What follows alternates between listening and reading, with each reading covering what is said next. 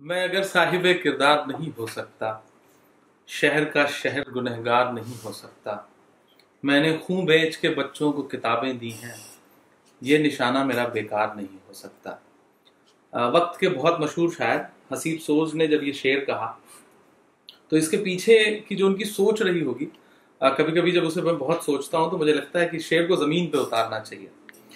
तो उसी मुहिम में, उसी कड़ी में आज मैं एक ऐसी शख्सियत के साथ बैठा हूँ और एक ऐसी शख्सियत से आप लोगों की मुलाकात कराने चल रहा हूँ जो हमारी नई नस्ल के लिए बहुत काम के हैं। मैं इस वक्त जामिया हमदर्द में बैठा हुआ हूँ और हमारे साथ सामने की चेयर पे बैठे हुए हैं यहाँ जो रेजिडेंशियल कोचिंग चलती है सिविल सर्विसेज के लिए, शहाब अशरफ साहब। तो मैं उनसे आज आपकी मुलाकात कराने चल रहा हूँ और इस मुलाकात को बहुत संजीदगी से आप लीजिएगा, क्योंकि आपको बहुत सारी ऐसी जानकारियां आज मिलने जा रही हैं जो आपके कैरियर के लिए बहुत जरूरी है और सिविल सर्विसेज की तैयारी के लिए बहुत जरूरी है। तो मैं मुलाकात करा रहा हूँ शहाब साहब से, जो आपको जानकारी देंगे। तो शहाब भाई, मुझे खुशी हो रही कि मैं आज आपके साथ बैठा हुआ। मुझे इस कोचिंग के बारे में जरा सा आप बताएं कि ये जो रेजिडेंशियल कोचिंग चल रही है, आपने मुझे बताया था कि ये देश के 5 यूनिवर्सिटीज में ये प्रोग्राम चल रहा है गवर्नमेंट की तरफ से, 2009 से शुरू हुआ। तो ये किस तरह का प्रोग्राम है और इसमें किस तरह की कोचिंग आप बच्चों को देते हैं और बच्चों को रहने के लिए भी क्या फैसिलिटीज आप देते हैं? जी इमरान साहब, बहुत बहुत शुक्रिया आप यहाँ पे तशरीफ लाए। और it's matter a very great pleasure because you are thinking about the upliftment of this society. शुक्रिया। The pride section of this society. Actually this programme was launched in 2000 September 2009। ये सितंबर 2009 में लॉन्च हुआ था जी। और on the recommendation of Sachar committee report. Okay, Sachar committee की Sachar committee की report पे आया था to uplift the minorities community and SC/ST was also included because they comes under the deprived section of the society. जी। तो 2009 सितंबर में ये इस्टेब्लिश हुआ। तो फर्स्ट ये 4 यूनिवर्सिटीज़ को ये प्रोग्राम दिया गया था, जिसमें ये हमारी अलीगढ़ मुस्लिम यूनिवर्सिटी को मिला था, Maulana Azad National Urdu University Hyderabad, and then Ambedkar Central University Lucknow, और ये हमारी यूनिवर्सिटी जहाँ पे आप तशरीफ फरमाई सो जामिया हमदर्द को मिला था। ये 4 यूनिवर्सिटीज को ये प्रोग्राम दिया गया। और उसके बाद ये प्रोग्राम आफ्टर 1 ईयर 2010 ये जामिया मिलिया इस्लामिया को भी ये प्रोग्राम दिया गया। टोटल 5 यूनिवर्सिटीज, टोटल 5 करंटली जो है टोटल 5 यूनिवर्सिटीज में ये प्रोग्राम हमारा रन कर रहा है इंडिया में। और ये फुल्ली रेसिडेंशियल प्रोग्राम है जी। इट मीन्स कि हम जो भी बच्चों को हम लेते हैं वो फॉर 1 कंप्लीट ईयर के लिए हम लेते हैं। और ये हमारा जो मैंडेट है, actually it is running with under the aegis of Ministry of Human Resource Development, Government of India, with the support of University Grant Commission. University grant commission हमें फंड देती है, यूजीसी की तरफ से यूजीसी हमें fund provide करती है और इस प्रोग्राम को हम लोग रन करते हैं। तो we are accountable to ministry of human resource development, government of India के हम अकाउंटेबल हैं। इस प्रोग्राम में हमारा 1 ईयर का ये हमारा टोटल ड्यूरेशन होती है 1 ईयर की जी। और ये रेसिडेंशियल होता है। जो भी बच्चों को हम लोग सिलेक्ट करते हैं थ्रू नेशनल लेवल टेस्ट। अच्छा, हम ऐसे नहीं लेते, हम हर साल every year we conduct a national level test होता है। 1 साल के लिए बच्चों को आप लेते हैं? 1 साल के लिए हमें बच्चों को लेते हैं और हम अपने रीडिंग न्यूज़पेपर में जी, हमारे जैसे द हिंदू है, हिंदुस्तान टाइम्स है और कुछ रीजनल न्यूज़पेपर में हम इसका एडवर्टीजमेंट देते हैं। हम लोग इसको इन्वाइट करते हैं एप्लीकेशन फॉर्म को और उसके बाद हम लोग स्क्रूटनी करते हैं। इसकी जो एलिजिबिलिटी होती है वो ग्रेजुएशन पास होना चाहिए किसी भी सब्जेक्ट में। बच्चा ग्रेजुएट होकर के आपके पास है? हाँ, ग्रेजुएशन कंप्लीट होना चाहिए बच्चे का और उसके बाद वो जो हमारे टेस्ट में तब हम एलिजिबल होगा टू सिट इन और एग्जामिनेशन टेस्ट, एंट्रेंस टेस्ट। तो लगभग कितने फॉर्म आ जाते हैं इस साल में? कितने बच्चे सिविल सर्विसेज की कोचिंग करना चाहते हैं? एक आइडिया अब मैं लेना चाह रहा हूँ। पिछली बार कितने फॉर्म आए थे? हमारे यहाँ पिछली बार करीब 1200 फॉर्म्स आए थे। 1200 फॉर्म आए थे। जो ये है माइनॉरिटीज, इसमें हमारी 6 माइनॉरिटीज हैं। मुस्लिम्स, क्रिश्चियंस, जैन जो was also included 2 years back, वो भी आ गए हैं, बुद्धिस्ट आ गए हैं जी। और प्लस हमारे SC/ST एंड फीमेल हमारा ओपन है। अच्छा, फीमेल में कोई वो नहीं, रिजर्वेशन भी, हाँ, कोई भी आ सकता है। लड़कियां कोई भी जो ग्रेजुएट हैं वो आके यहाँ एंट्रेंस दे सकती हैं। तो मुझे एक जानकारी दें कि आपके यहाँ कितनी सीट है?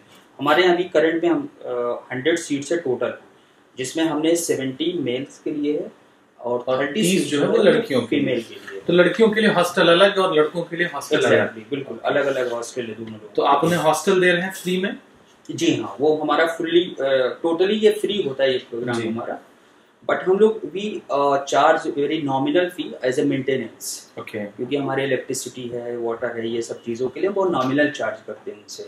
मेंटेनेंस का हम लोग चार्ज करते हैं, बाकी फूडिंग उनको देना होता है। तो फूडिंग मेस आपके यहाँ अवेलेबल है? मेस हमारे हॉस्टल की मेस है जो कि सब्सिडाइज रेट पे है वो। तो 100 सीट्स आपके यहाँ है। जामिया के बारे में कुछ जानकारी में देंगे कि जामिया इस्लामिया में कितनी सीट्स हैं इस चीज के लिए? जामिया मिलिया ने अभी लास्ट ईयर उन्होंने 150 प्लस सीट्स कर ली है, 150 से ज्यादा। 150। तो आपके यहाँ 150, उनके यहाँ। मानू के बारे में कुछ है? आजाद यूनिवर्सिटी हैदराबाद के बारे में? मौलाना आजाद उर्दू नेशनल यूनिवर्सिटी में भी 100 सीट्स है, 100 सीट के आसपास। जी वहाँ पे भी। अलीगढ़ यूनिवर्सिटी भी 100 सीट के आसपास, 100 सीट्स के आसपास है। और भीमराव अम्बेडकर यूनिवर्सिटी लखनऊ में भी 100 सीट के आसपास। जी। तो एक बहुत अहम जानकारी है मेरी नई नस्लों के लिए। पिछले 2-2.5-3 साल से मैं मुशायरों के जरिए मुसलसल आपसे अपील करता रहा हूँ कि जब तक आप सिविल सर्विसेज का हिस्सा नहीं बनेंगे, ब्यूरोक्रेसी का हिस्सा नहीं बनेंगे, तब तक सिस्टम के जरिए होने वाली बहुत सारी भागीदारियों में आपका कोई हिस्सा नहीं रहेगा। तो इसी सिलसिले में मैं बहुत दिन से तलाश रहा था कि एक ऐसे शख्स से मुलाकात करूं जिसके दिल में जो है वो समाज के लिए बेहतर करने का जज्बा भी हो। मेरी मुलाकात हुई शहाब साहब से, जो यहाँ पर एज ए असिस्टेंट डायरेक्टर इस पूरे प्रोग्राम को देख रहे हैं जामिया हमदर्द में, और उन्होंने ही मुझे बताया कि देश की 5 यूनिवर्सिटियों में इस तरह के प्रोग्राम चले हैं। तो वो बच्चे जो ग्रेजुएशन कर चुके हैं, यानी कि BA कर चुके हैं, खासतौर से हिंदी पट्टी के बच्चों के लिए, जो हिंदी भाषी क्षेत्रों से आते हैं, उनके लिए खासतौर से ये मेरी कोशिश थी कि मैं सोशल मीडिया के प्लेटफॉर्म से इस बात को आप तक पहुंचाऊं कि देश की 5 अहम यूनिवर्सिटियों में इस तरह के सिविल सर्विसेज की तैयारी के लिए फ्री में कोचिंग चला। और खास तौर से बहुत सारी लड़कियां जो सोशल मीडिया पे फेसबुक पे इस तरह की इंक्वायरी करती रहती हैं कि उनके लिए कहाँ इस तरह की कोचिंग, क्योंकि घर पे माहौल नहीं है या छोटे छोटे शहरों से हैं तो वहाँ कोचिंग नहीं है। परिवार जो है वो बहुत सेफ जगह भेजना चाहता है, ऐसे ही कहीं भेजना नहीं चाहता। तो ये 5 यूनिवर्सिटियां हैं जहां लड़कियों के लिए 30% का एक तरह से रिजर्वेशन आप कह सकते हैं कि 30% के आसपास लड़कियों के लिए सीट्स, उसमें रिजर्वेशन तो नहीं है लेकिन एक तरह से 30 उनके लिए आरक्षित रिजर्व भी है। तो ये लड़कियों के लिए भी खासतौर से जानकारी, उनके परिवार वालों के लिए भी, कि आप अपनी बच्चियों को इस एंट्रेंस के लिए इनका फॉर्म भरवा सकते हैं।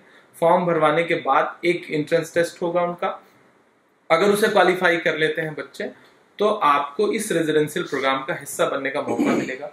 और हिस्सा बनने के बाद आपको 1 साल तक यूनिवर्सिटी फ्री में कोचिंग देगी सिविल सर्विसेज के लिए, जहां अच्छा स्टाफ है, अच्छी एकेडमी है, वो आपको जो है कोचिंग देगी। और उसके बाद 1 साल बाद आप एग्जाम जो है वो उसमें जो है आप हिस्सा ले सकते हैं।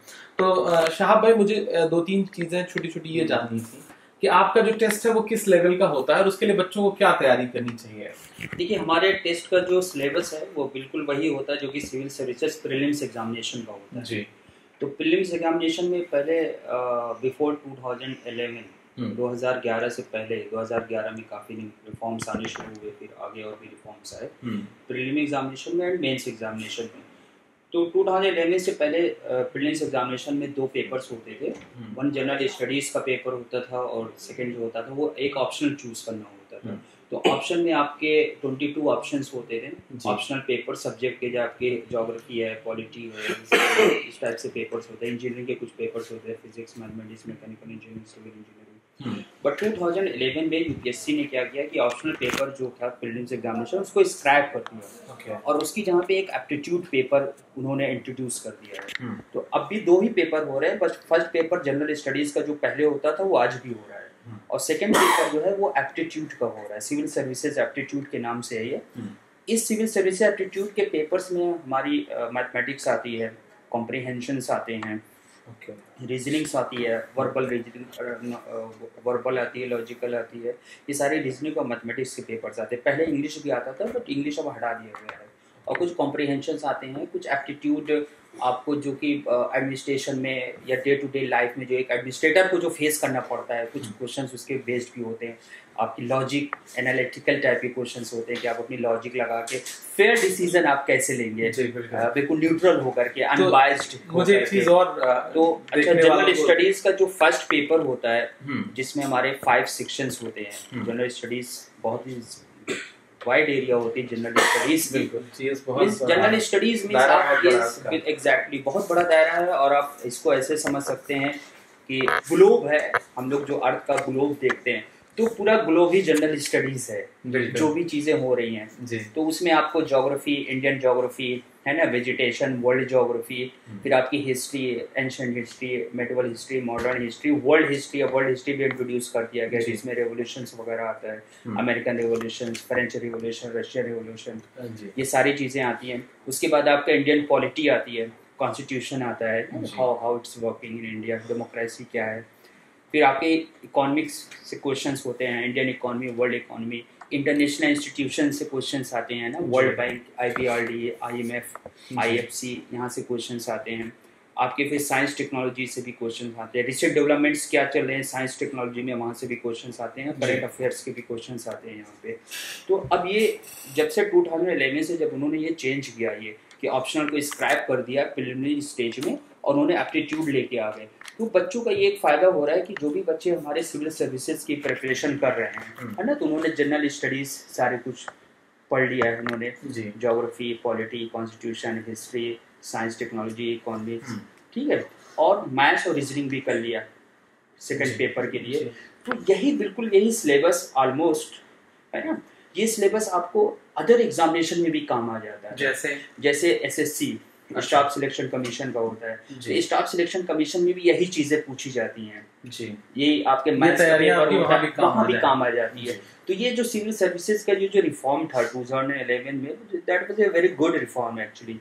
पहले क्या होता था कि बच्चे सिविल की प्रिपरेशन कर रहे हैं, अगर उनका सिविल सर्विसेज में नहीं हुआ, खुदा न खास्ता किसी भी वजह से, वजह कुछ भी हो सकती है जी, ठीक है, तो वो बच्चे क्या होते थे कि 4 अटेम्प्ट्स अपना एग्जॉस्ट कर दिया और 30 इयर्स के भी हो गए, फिर उनके लिए अदर एग्जामिनेशन की एज खत्म हो जाती है। 26-28 इयर्स मैक्सिमम एज लिमिट होती है आपके SSC के लिए, बैंकिंग सर्विसेज के लिए भी वही होती है। तो ये जो रिफॉर्म लाया गया था उसका यही मकसद था कि ये बच्चे इसके साथ साथ जनरल स्टडीज के साथ साथ वो मैथ्स और रीजनिंग, इंग्लिश भी पढ़ लें वो।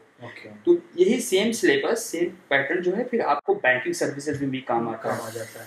मैं आपको बताऊं कि अभी 4 इयर्स बैक जो है गवर्नमेंट ऑफ इंडिया ने इंट्रोड्यूस किया IBPS, inter banking personal services board है, जिसमें 18 बैंक्स हैं और प्लस वन जो है वो स्टेट बैंक ऑफ इंडिया है। तो ये जो 18 बैंक्स हैं वो लोग अपना एक कंबाइंड टेस्ट लेती हैं। अच्छा, एक पे लेती हैं क्लरिकल ग्रेड का लेती हैं और दूसरा लेती है प्रोबेशनरी ऑफिसर पे, PO पे लेती हैं, और इसकी हर साल वैकेंसी आती है। 30,000 40,000 वैकेंसीज आती हैं, बड़ा नंबर है, बहुत ज़्यादा आता है जी। और यहाँ पे चांसेस एग्जैक्टली बहुत ज़्यादा चांसेस होती है, but very unfair chances to get selected in banking services और स्टाफ सिलेक्शन कमीशन में। तो ये जो होता है एग्जाम, इसमें क्या है कि आपके यही सारी चीज़ें आती हैं वहाँ भी, मैथ्स, रीजनिंग, GS उस लेवल की तो नहीं होती जो सिविल सर्विसेज की है, उससे थोड़ी लेवल कम होती है उसकी। तो बहुत सारे हमारे यहाँ जो बच्चे हैं हम ले रहे हैं, वो लोग सिविल सर्विसेज की तो तैयारी कर रहे हैं, प्रिपरेशन कर रहे हैं, वो एग्जाम दे रहे हैं। तो fortunately unfortunately they could not get civil services, तो वो SSC में कहीं ना कहीं हो जाता है। तो हमारे यहाँ जो सिलेक्शन का जो रेशियो है, जो फाइनल जो सिलेक्शन होता है वो 20% हमारा फाइनल सिलेक्शन हो जाता है बच्चों को, दे गेट कहीं ना कहीं। तो मैं एक चीज और मैं जानना चाहता हूँ, और मैं खुद भी जानना चाह रहा हूँ और चाहता हूँ लोग भी जाने कि अब तक आपके यहाँ से कुछ अहम बच्चे जो सिविल सर्विसेज में क्वालिफाई कर गए, IAS हुए, IPS हुए, एक आप दो के नाम मैं जानना चाहूंगा ताकि हम जामिया हमदर्द के बारे में दुनिया तक एक संदेशा जाए कि जो है यहाँ से किस तरह बच्चे सेलेक्ट हुए जी। इस बार जो अभी रिजल्ट आया है 2017 में, जिसमें 50 बच्चे सिलेक्ट हुए हैं, हाँ, अभी तक का जी 50 टोटल सबसे बड़ा आंकड़ा जी अभी तक का लास्ट आई थिंक 15 इयर्स का सबसे बड़ा ये नंबर है, बहुत मुस्लिम सिलेक्ट हुए हैं जी। उसमें जो हमारी 10th रैंक आई है बिलाल मोइनुद्दीन भट्ट, जो कश्मीर के एक साहब, जो कश्मीर के हैं, 10वीं रैंक आई है ना, 10वीं रैंक आई है जी, वो हमारे यहाँ के स्टूडेंट्स, हमारे यहाँ, मुबारकबाद इस बात के जी, शुक्रिया बहुत बहुत। ये हमारे यहाँ 3 साल तक थे। वो उन्होंने 2012 में ये हमारे यहाँ आए थे जी, तैयारी शुरू की थी। तो उसके बाद इन्होंने तैयारी सिविल सर्विसेज की कर रहे थे, बट उनका वहाँ पे नहीं हो पाया, लेकिन कश्मीर एडमिनिस्ट्रेटिव सर्विसेज में हो गया था। अच्छा। उसके बाद उन्होंने अपनी प्रिपरेशन को कंटिन्यू रखा। फिर इंडियन फॉरेस्ट सर्विसेज का एक एग्जाम होता है, वो भी ग्रुप ए का एग्जाम होता है, IFS का, IFOS बोलते हैं एक्चुअली इसको, इंडियन फॉरेस्ट, FO फॉरेस्ट। जी जी जी। क्योंकि इसको डिफरेंट हमें करना है, it must be differentiated with IFS, Indian foreign services. तो इंडियन फॉरेन सर्विसेज लगभग एक जैसी लगती है। तो IFS नहीं, IFOS जी। तो IFOS वो ऑलरेडी थे, उनका वहाँ पे सिलेक्शन हो गया था। तो अभी ये लखनऊ में पोस्टेड थे। तो इस बार ये फिर हमारे यहाँ आए छुट्टी लेकर के। तो क्या आपके यहाँ ऐसी सुविधा है कि अगर एक साल किसी बच्चे ने आपके यहाँ कोचिंग ले ली और उस एक साल के दौरान वो सिलेक्ट नहीं हुआ, तो नेक्स्ट फिर वो आपके यहाँ एंट्रेंस दे सकता है? एग्जैक्टली, बिल्कुल दे सकता है। वो दोबारा फिर उसको हर बच्चे को एंट्रेंस देना होता है नेक्स्ट ईयर। एवरी ईयर आने के लिए उसको कोई भी दे सकता है। अगर एक साल रह चुका है तो फिर आप क्या? अच्छा, फॉर्म आपका कब तक आने वाला है? खास देखिए, इस सेशन के लिए हमारा फॉर्म जो है मोस्ट प्रोबब्ली बाय 10 अगस्त हम लोग 10 अगस्त तक आपका फॉर्म आ जाएगा, फॉर्म निकालेंगे, जिसे अखबारों के जरिए या फिर आपकी वेबसाइट पे भी? नहीं, हमारी वेबसाइट पे भी हम लोग प्रोस्पेक्टस और फॉर्म को हम लोग अपलोड करा देंगे। तो स्टूडेंट्स जो हैं, जो भी कैंडिडेट्स हैं, prospective candidates can take print out of that form. वो 3 पेज का फॉर्म होता है। क्या जामिया मिलिया का फॉर्म आ गया है? ऐसा जामिया मिलिया का आ चुका है, शायद 20 जुलाई उसकी लास्ट डेट है। जी जी। तो आप दोस्तों से गुजारिश है कि अगर आप सिविल सर्विसेज की कोचिंग करना चाहते हैं और तो आपको लिए बहुत बड़ी अपॉर्चुनिटी है कि फ्री कोचिंग आपके अवेलेबल है, फ्री रहने के लिए भी हॉस्टल आपके अवेलेबल है। आप 20 जुलाई तक की तारीख है उसकी लास्ट डेट, आप फॉर्म भर सकते हैं। उसके बाद एंट्रेंस होगा, फिर वो जामिया मिलिया आपको डेट बताएगा। और जामिया हमदर्द का फॉर्म जो है वो अगस्त के फर्स्ट वीक में आप चेक करते रहिएगा। से फॉर्म आप फिल कर सकते हैं और एंट्रेंस दे करके आप यहाँ का भी हिस्सा बन सकते हैं। तो एक बहुत अहम जानकारी से मेरा मन था कि मैं आपको रूबरू करवाऊँ। ये मेरी जिम्मेदारी है कि मैं ये काम करूं और इस तरह की मुलाकातें इंशाल्लाह मैं एक सीरीज इस तरह की शुरू करने चल रहा हूं, जहां मैं आप लोगों को इस तरह की कुछ अहम शख्सियतों से, जो आपको आपकी पढ़ाई के बारे में, आपके करियर के बारे में, IAS IPS के एग्जाम के बारे में, SSC के बारे में, बैंक PO के बारे में आपको जानकारियां दिया करेंगे, क्योंकि ये मेरा काम है। और हम सबको ये समझना पड़ेगा, आज की इस मुलाकात का निचोड़ बस यही है कि हमारी नस्लों ने ये मान लिया है कि उनके नसीब में जो है छोटे छोटे काम है, ट्रक और टैक्सी की स्टीयरिंग है, पंचर बनाने वाला काम है। हमें ये लगता है कि हमें तो नौकरियां मिलेंगी ही नहीं। हमें ये लगता है कि हमारे साथ इतना तासुब होगा कि हमें बड़ी जगहों पे हमें कहीं भी नौकरी नहीं लेने दी जाएगी। तो अपनी सोच को बदलिए, क्योंकि पिछले अगर 5 साल की तारीख आप उठा के देखेंगे तो कश्मीर जैसी जगह से डॉक्टर शाह फैसल जो है एक ऐसे परिवार से आते हैं जिनका बैकग्राउंड बहुत मतलब मुश्किलों भरा रहा है, और उन्होंने टॉप किया। UPSC को उन्होंने टॉप किया 2010 में उन्होंने टॉप किया। यहाँ बड़ी मुबारकबाद इस बात के लिए भी अशरफ साहब को, शहाब अशरफ साहब को, कि डॉक्टर शाह फैसल टॉप करते हैं। पिछले साल के रिजल्ट आप उठा के देखिए तो जो सेकंड टॉपर है अतुल शफी साहब, वो मेरा ख्याल है वो भी कश्मीर से आते हैं। जब कश्मीर जैसी जगह जहां के बारे में 1000 तरह की दुश्वारियां आपकी आंखों के सामने हैं, अगर वहां के बच्चे टॉप कर सकते हैं, सेकंड टॉप कर सकते हैं, इस साल का रिजल्ट है कि वो टॉप 10 में है, तो हम आप तो बहुत मुनासिब जगहों से हैं। हमारे आपके घरेलू हालात भी ऐसे हैं कि हम आप पढ़ सकते हैं। तो मैं अपनी नई नस्लों से गुजारिश करूंगा कि वो पढ़ाई की तरफ वापस आए। मेन स्ट्रीम का हिस्सा बनना है तो आपको तालीम जो है अपने अंदर उतारनी पड़ेगी। तालीम पे मैं ये कहना चाहूंगा, हमारे प्रॉफिट रसूलुल्लाह सल्लल्लाहु अलैहि वसल्लम की हदीस भी है जी। हमारे जो शुरू होती इस्लाम, जो गारे हिरा में जो पहली हदीस नासिल हुई थी, इक़रा बिस्मि रब्बिकल लज़ी खलक़, इक़रा पढ़ो। तो पढ़ाई से इस्लाम की शुरुआत ही होती है। और आज ये बहुत ही बदकिस्मती है कि हम उसी तालीम में हम पीछे हैं।